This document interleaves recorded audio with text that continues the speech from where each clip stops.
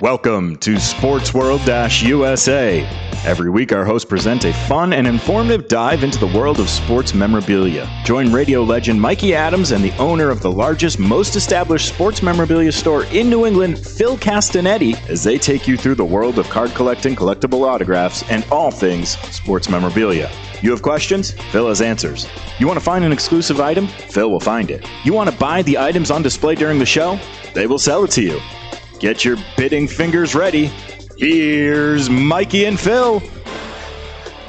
What's a bidding finger? I don't know what that is. I mean, I know all about fingers.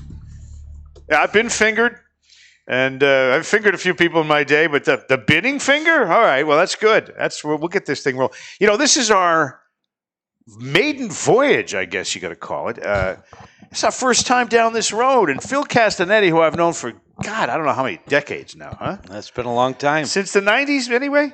Early 90s, for sure. And you brought your son with you, who's Cory. Yes. Who's awesome in that he knows everything about kind of what's going on currently with this craze that's going on, which is box opening. Yeah, it works out good. I do the older stuff. He does the newer stuff. So if there's any questions between the two of us, we get it figured out.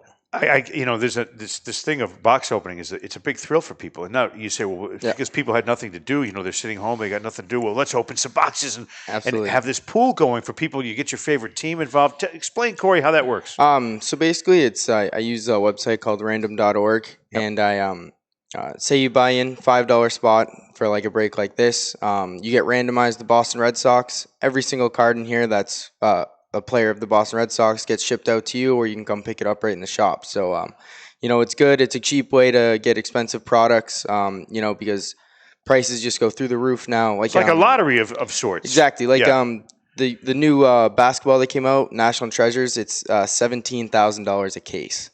So it's just crazy through the roof stuff. Yeah, it's nuts. So it's a nice cheap way to get good products and good cards with keeping the fun alive and collecting. So it's great.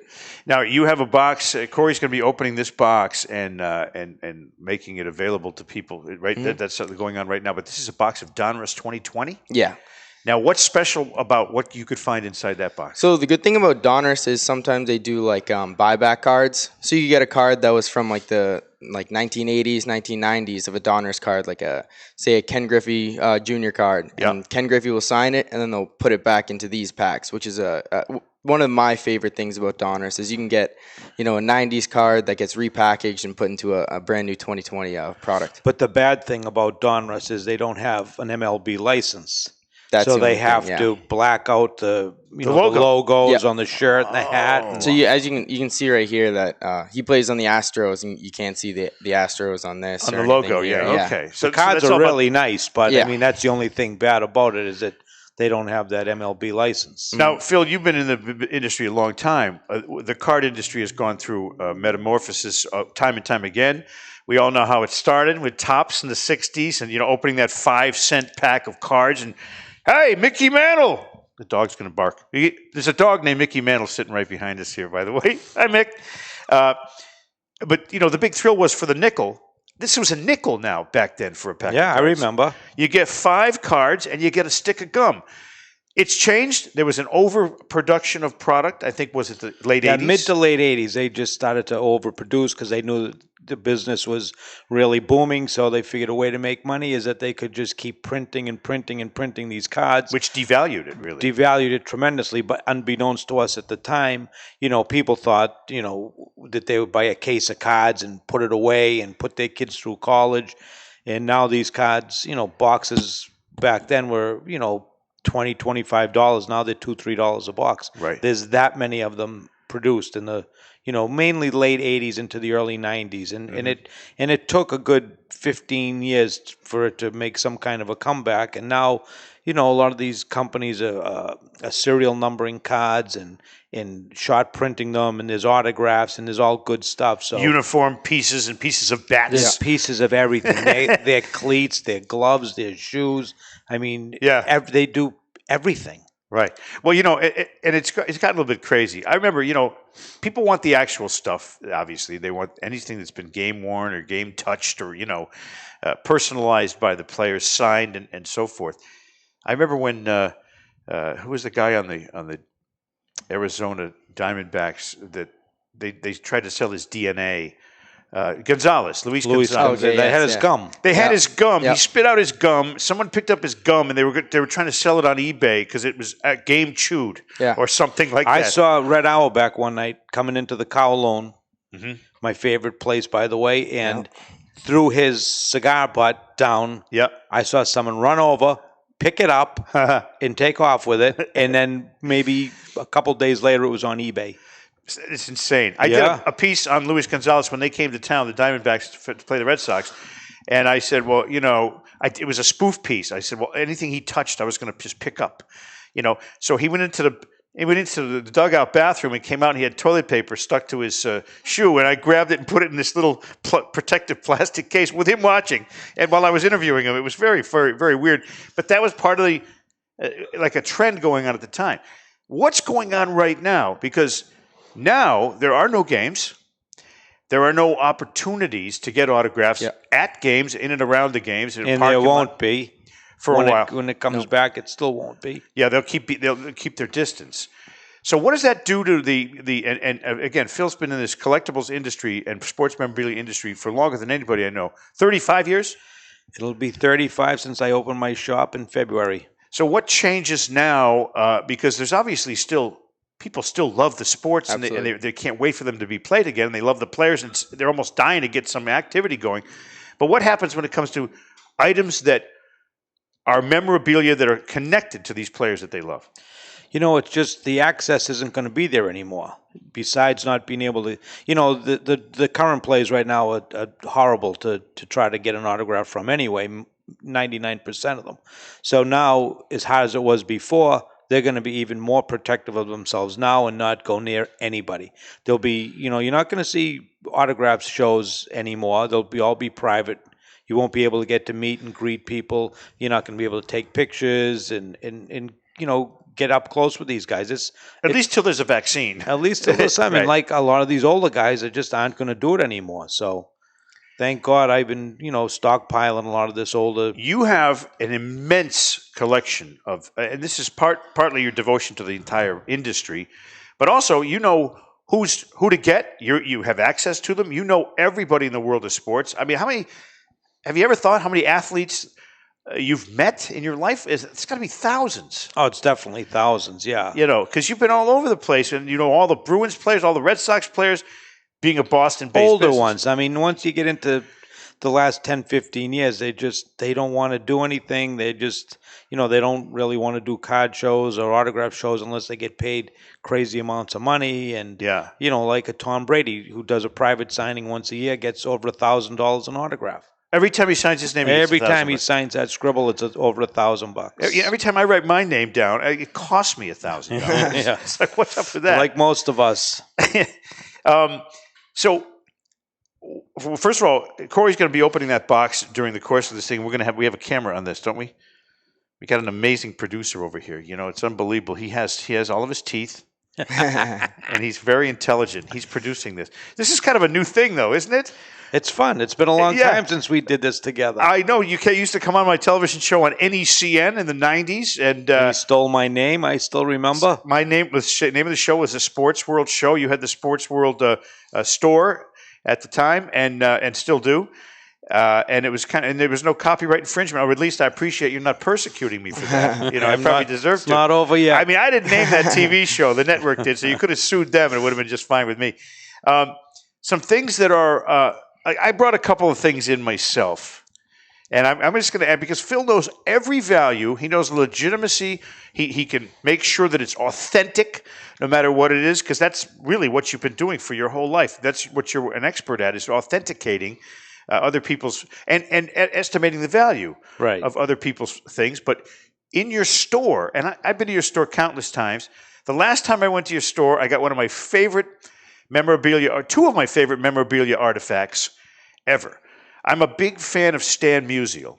Now, people say, so young people go, Stan the man, baby. One of the great players, I'd say one of the top 5 hitters of all time. What do you have, a lifetime 331 batting average? Crazy, 480 home runs. And this guy had 3,630 hits Until Pete Rose came along, it was the all-time National League record with Stan Musial. And I got a Stan Musial signed bat, proudly displayed now in my baseball room. I have a little museum of my own. But you want to talk about a museum, you go to the Sports World store, it's wall-to-wall amazing stuff. You can just keep walking and look at this. And I also had a Nolan Ryan autograph, as I was telling you before the show here. Nolan Ryan's one of my favorite all-time people. But this is what a visit is to the Sports World store. And by the way, this is why we're here. You can see this merchandise online at sportsworld-usa.com. Did I get that right? That's right now, but as a matter of fact, as we talk, we're building a brand new website from scratch. With the whole thing's going to be revamped, brand new, with a lot more inventory than what's on now. So in the next 2 or 3 weeks, it should be online and really awesome. Yeah, that's because the multitude of different things is something to behold, and I can't wait till that's up and running, because then people have the opportunity to purchase various things and at some pretty substantial discounts over time from sportsworld-usa.com, soon to be the new website. Same sportsworld-usa.com, Okay. but a different look. Revamped. Totally from the ground up. Yep. So now, excuse me, of all the, I know you're a Yankee fan. Now, listen, I got to tell you, I got a Yankee tattoo on my left butt cheek from a bet I lost.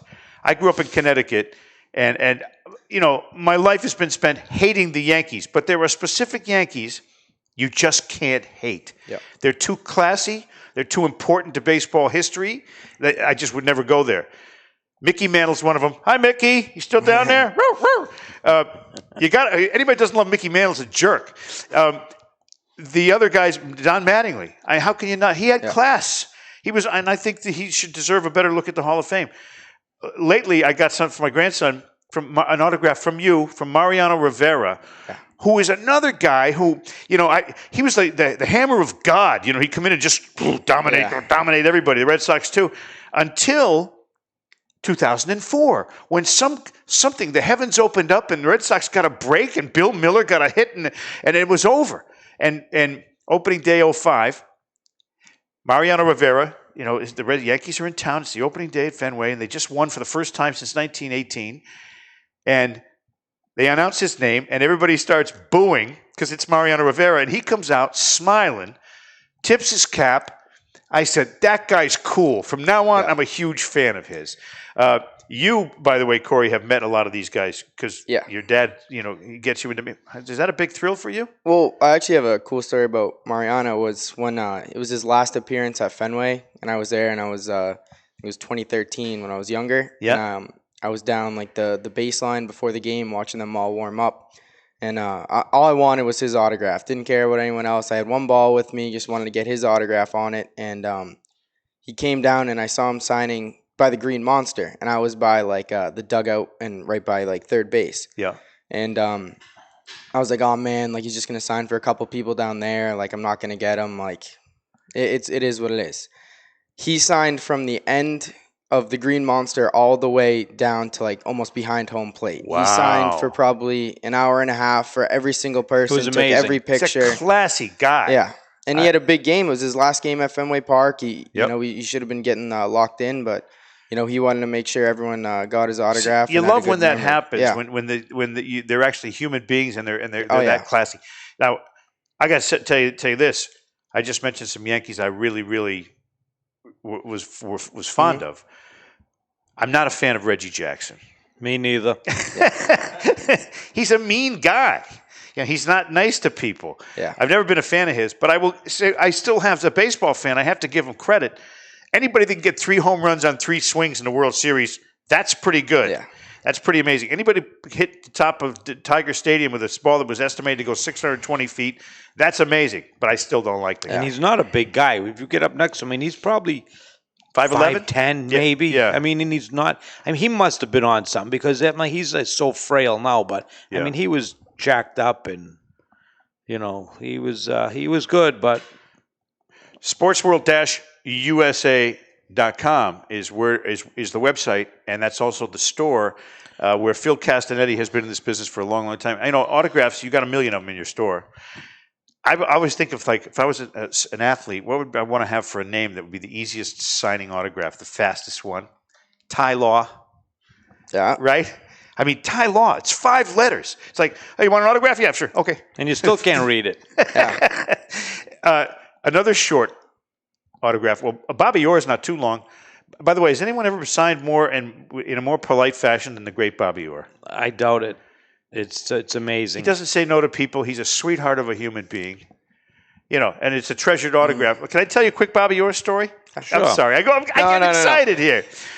This is really great. My son, Scott, played hockey, and he played at Enfield, Connecticut. Yep. And Bobby Orr came in to do a speech to this whole group of hockey kids from the town of Enfield, Connecticut. And he got up in front of the crowd. It was a big crowd, too.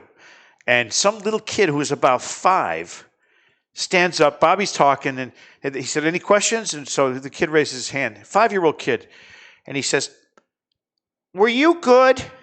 The whole place erupts into laughter. I mean, it's Bobby Orr. Yeah. And Bobby, of course, graceful. So he goes, I don't know. He goes, ask your dad, which is a great answer for that question. The only answer, really. It is, You really. can't- So then he's signing autographs afterwards, and my son's, we're in this line to get his autograph on posters that Bobby was signing. And Bobby's signing posters, each kid's coming along. So I come along, and I'm with my son, and this is before I'd ever met him. And Bobby is signing. He looks up in my face. You know, I'm like, hey, Bobby Orr. I'm standing there like a moron. And he says to my son, he goes, does your dad want one too? And he looks at me. I'm like, oh yeah, Bobby Orr. You know, but who's the greatest, nicest guy that you ever have dealt with in an autograph session? Jimmy Pearsall was probably one of my favorites of all time. Yeah. Eddie Johnston for the Bruins. EJ. I mean, a lot of the old 70 Bruins, like, Freddie Stanfield, Eddie Westfall, Johnny McKenzie. Yeah, you love those old Bruins guys. They were, and they're just great people. Yeah. There's a few I don't get along with, but I won't mention Phil Esposito or John Busick, but most of the other ones, Rick Smith, Wayne Carlton, Ace Bailey, whose birthday was yesterday, and Ace was just awesome. Derek Sanderson. How is Stan Jonathan? One of my favorites. Yeah. He's a great guy. But he's not tough, though. No. No. Stan Jonathan was never tough. I've been to his house up in the Indian Reservation outside Toronto, and it's a pretty crazy drive up there. Bruins folklore is pretty amazing. You mentioned Tom Brady getting $1,000 an autograph. What do these guys get for a session? No, not Tom Brady, but let's say someone down to the next level. Someone like Mookie Betts. What would he be asking for these days? His autographs are around $300 per. $300 for an autograph. Yeah, but they don't do signings. Right. If they do, it's privately, and I mean, they just, money means nothing to these guys because they're making so much. Yeah. I offered one of the Red Sox last year to do a meet and greet for a bunch of attorneys in Boston, $25,000, just 2 hours, no advertising, just come in, hang around 2 hours, eat good food, drink good booze, whatever they wanted, and, just hobnob for 2 hours. He goes, nah. Yeah, because it's chicken feed compared the money that we're talking about. Oh. When we think normal humans think about that kind of money for a couple hours, and they go, "Whoa, where do I sign up?" But these ball players now, They just don't need it. I mean, David Price gets $1 million a game. If he throws 100 pitches a game, that's $10,000 a pitch. Yeah.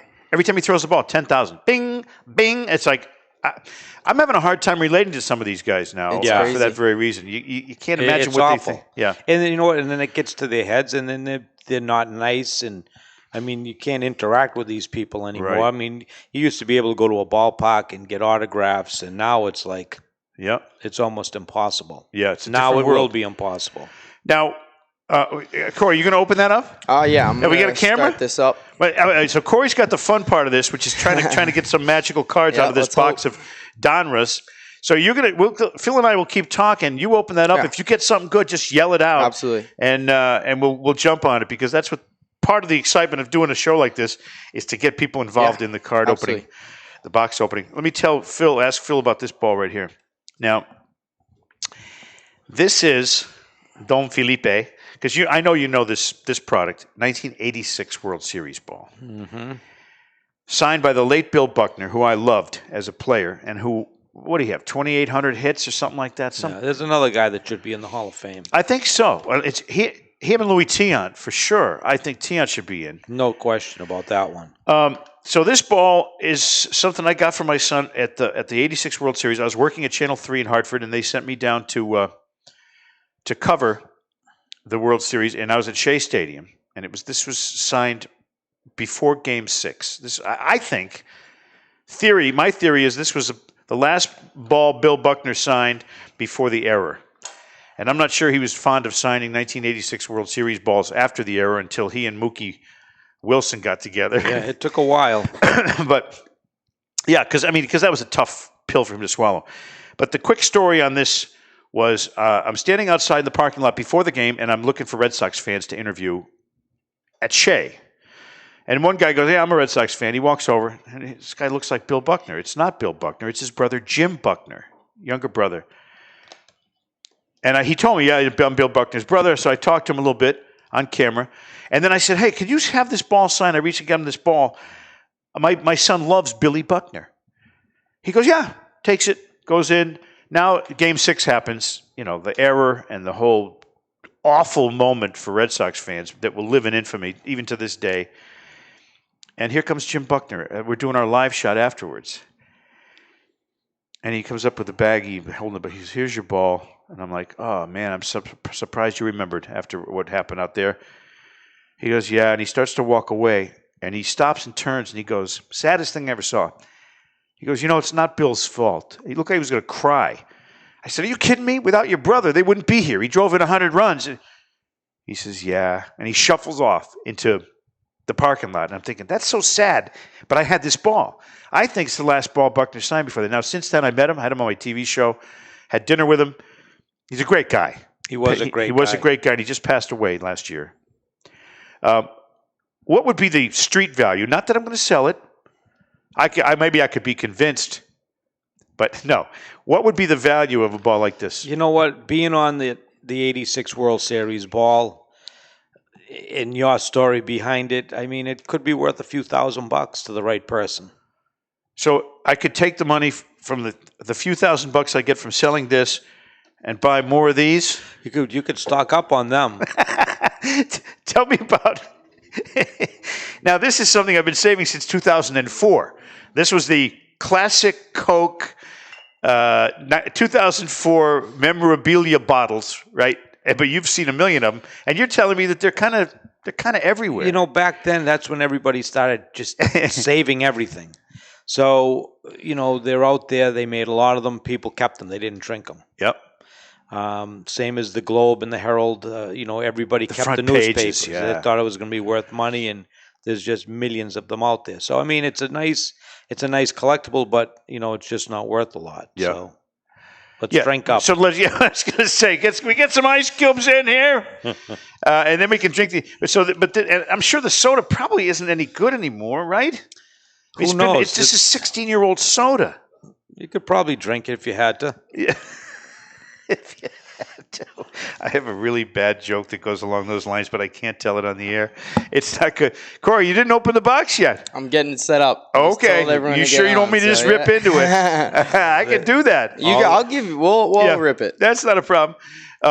Do you have any bad stories about people that you've met? Athletes? Oh, absolutely. Frank Thomas is Was he terrible? He's the one guy who I've had a very bad experience with more than one time. Really? Yes. Now, tell us the story. Why not? These folks are all friends of ours at home. So I was at the All-Star game in 2014 in Minnesota, and actually Fred Lynn gave us tickets to a small a meet and greet, and we went to the meet and greet. It was almost it was a brunch. It was like a luncheon.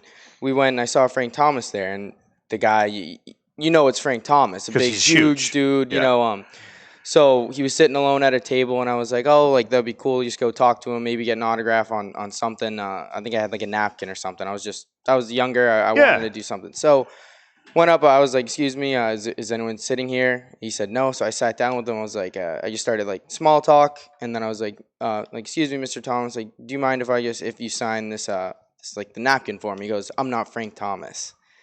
And I was Oh, like, wait. Okay, so I wait. was like, all right, so you're 6'5", yeah, 270 pounds of muscle. yeah. Shaved head. Yeah. We were at a private. I'm not Frank party. Thomas. And there was other former major leaguers there too. Like, so I was like, all right. And What? then we actually saw him. Yeah. So he said, "I'm not Frank Thomas." So me, I was like, I was shy. I didn't know what to do. So I kind of just like was like, "Oh, like I'm sorry." And then I went and I sat with him and Freddie, and so then I think it was 2018. Like I'm older. We saw him at a restaurant at the All-Star game in San Diego. Did you remind him of how nice he was to you last time you saw him?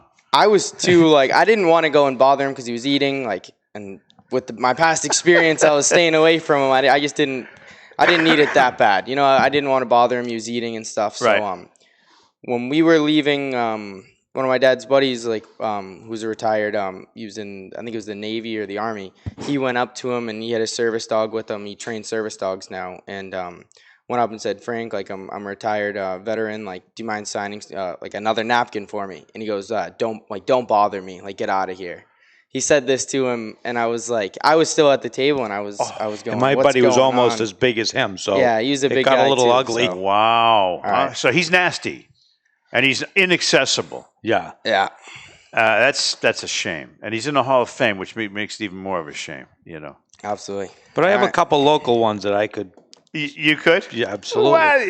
You feel free. Yeah, Dustin Pedroia might have been one of the worst ever. He wasn't nice. No, wasn't nice to people.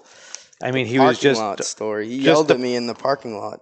For what? We had one of my buddies had season tickets, so he parked where the players park, and I was with him after the game, and I didn't even want his autograph because I'm a Yankees fan. I didn't want it, so he said to me and my buddy, like, "What are you guys doing in this parking lot? This is players only. Like, what are you guys doing You know, in the here?" parking lot at Yeah, yeah, Fenway. yeah. We I'm were sure we with were it. like, "Oh," and my buddy was like, I've had season tickets for years. Like my dad's had them.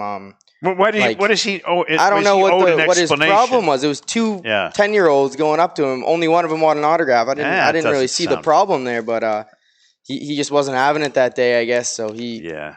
That you'd never forget those. No, Phil. When and neither someone, do my customers when they come in the store and they see these guys like and they sign a ball and just do this. I had to tell Yeah. them. I said, "Dustin, be nice. Yeah, right. You're getting a lot of money And to by the do way, this." when one of these athletes are nice to you, I mean, just a contrast. I mean, I was a gigantic Yaz fan. He's not good with people. no, but he's not an idiot. He's just not good with people. Not good with people, and he doesn't like to, he doesn't like any of that stuff. Yeah. There's no question about it. But when I met Ernie Banks, it was like you want the guy to live with you because he's like such a great guy. He was great. I mean, so there's a contrast going. Oh, look who's opened up a box. All right, so while Cory's ripping into it over here, what you want me to open one? yeah. So if I get a Ken Griffey autograph, who'd be the autographs in here? The big ones are like Yordan Alvarez, some of the newer rookies, Oh, Vlad okay. Guerrero, but they also do have like I think there's Ken Griffey's in here. There's Mike Trout, so Mike Trout right there. So Carl Everett. Hey. You got a Mike Trout? Yeah.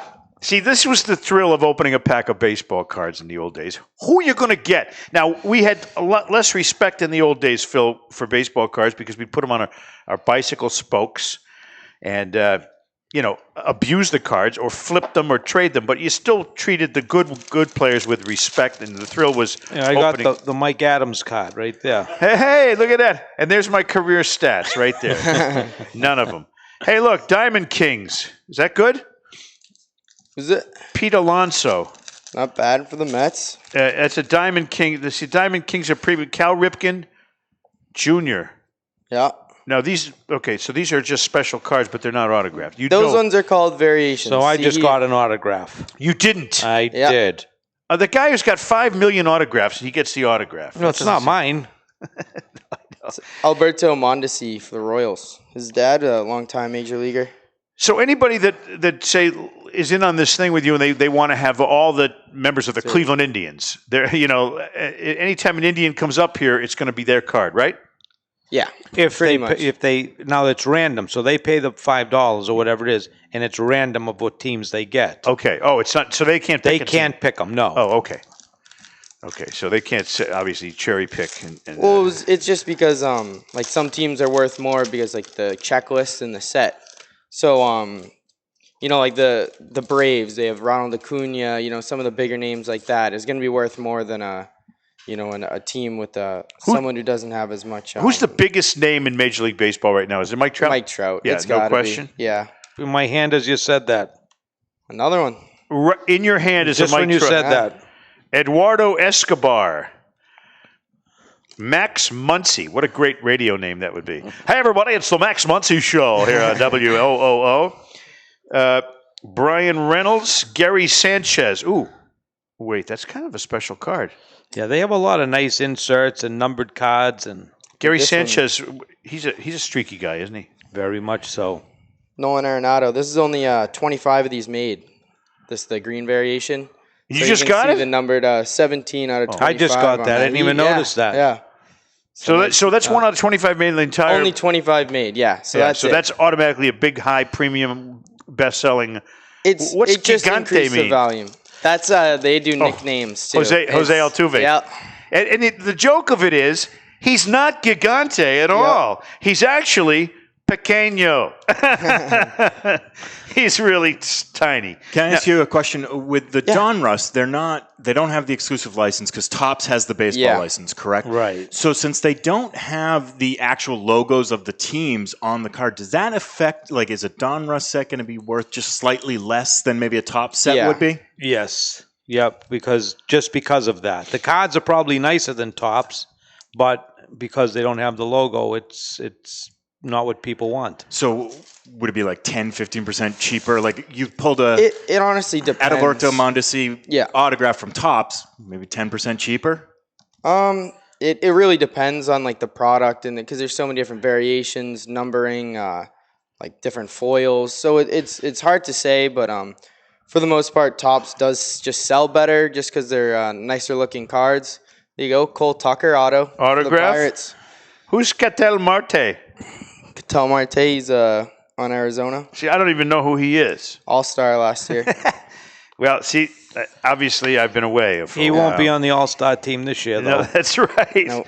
So Cole Tucker's little brother actually just got drafted in the first round, too. So that's pretty cool because he said there was a funny story he tweeted out in like 2013, like working with my little brother, like he's gonna be a first-round pick, and then in this 2020 draft, his brother actually was picked in the first round. So, Wow. Keeping it in the family. Yeah. I remember when two brothers played on the Red Sox. Can you tell me who they are? Billy and Tony. Billy and Tony C. Yep. I saw you at the Tony C film debut. Yes, you did. Billy was there too. Billy and Tony C played for the 1970 Red Sox together. And that's when Tony C had 36 home runs and Billy C had 18. It's not a bad little output for two brothers. No, 54 for sure. homers on the same team. Now, Phil, what have you got here? Let's show everybody this nice Bruins piece you have. Cause, All right. So I brought one thing just to show that I did. I think this was 2002. I got the probably the greatest trade in Bruins history, and the 6 players that were involved in it, all to come in at the same time. And it's Fred Stanfield, Ken Hodge, Phil Esposito came to the Bruins from the Blackhawks for Pitt Martin, Jack Norris, and Gilles Marat. So it was probably the most lopsided trade ever in the history of hockey. And Milt Schmidt, the great Milt Schmidt, orchestrated this whole deal. And we did a limited edition of this back then. And it's one of our better sellers over the years because it's the only time these guys have ever gotten together and did a signing at the same time. See, that's when you do something like that, you're making history and you're putting history back together for right. people. And now 2 of these. What'd you get? I just pulled a 1 of 1. It's a No! USA card. Reed Detmers and Brendan McKay. So this is a one-of-a-kind print. It says 1 of 1 right across the bottom there. One of So one. that's the only card. Yeah, it's the only one printed. So that's a big card. Nice job. Yeah, so I think that's going to Tampa. You just got to check the checklist because it's the USA cards, but Yeah. that's it right there. I don't know if you can see what the... So to get a Zoom one in. of one card is very, it's impossible. Beautiful. Yeah. So Well, that happened right here on our first ever really. Sportsworld-USA video podcast from the UPN studios. Is that what it's called? UPN? United Podcast Network, Mikey. Yeah. United Podcast Network is what it's called. See, I'm new to this broadcasting thing. I'm just a fan. I'm a fan of the industry. And I'm a fan of Phil Castinetti, and I'm a fan of his son Cory, who's a great kid. And we're going to come back every single week. We're going to come back every single week and have different stories, different boxes to open, and lots of fun. Maybe we might even have some alcohol in here one day. We'll bring some athletes up, too. I'll bring some of the good ones. Phil's going to bring in some of the athletes that he knows so we can have some fun with that. And we're going to stream it on Facebook, right? And we're going to stream it on other streaming places. And we're going to go out and stand in the street. I think you're trying to think of YouTube. We can show it at the YouTube. We'll show it at the Kowloon on their new drive-in screen out back. They got a drive-in now? They just put it in yesterday. And did the Endelmans help them with that? I doubt it, but... And if you're unable to watch the episode, we will take every episode and record it as a audio-only version, and you can find that anywhere that you will download your podcast. Ben, you're really honestly the very best at what you do, so I'm going to give you this nice soda here that I've just found out is worthless and 14 years old. Here we go. 16 years old. Here. You have that soda. Crack that open and enjoy it. Greg Maddux. Greg, his throwback name. Cut it out. It's not signed, though. No, jersey card. Oh, piece of his jersey. Piece of his jersey. That was game-worn jersey. Game-worn jersey. Yeah, so it's a little piece of his jersey they cut up and they throw in the card there. It's funny. At home, I have a piece of the towel that his father hung on the hotel room door. But, oh, no, that's a different story. We can't tell that story, though. So that's ended up being a great box of cards so that's far. A great box of cards. And he's still not done yeah. yet. So, for $5, you can get a one-of-one. Now, are you going to come back next week with another box? Yeah. Awesome. So I'll keep doing this as a... Cory, you're the man, even though I've known you since you were a boy. and I really have. Phil Castinetti, everybody, sportsworld-usa.com, and your store is 87 Broadway, which is Route 1 South in Saugus. And I'm Mike Adams. You can hear me on the Pike, 100.1 FM every afternoon, 3 to 7, if you can stand it. And I also have a podcast, Planet Mikey Podcast, which is available on everywhere you get podcasts. Our thanks to Ben Kitchen, Phil, Cory, and Mickey Mantle. Hey, Mickey, how you doing down there? We'll see you next time. Thank you.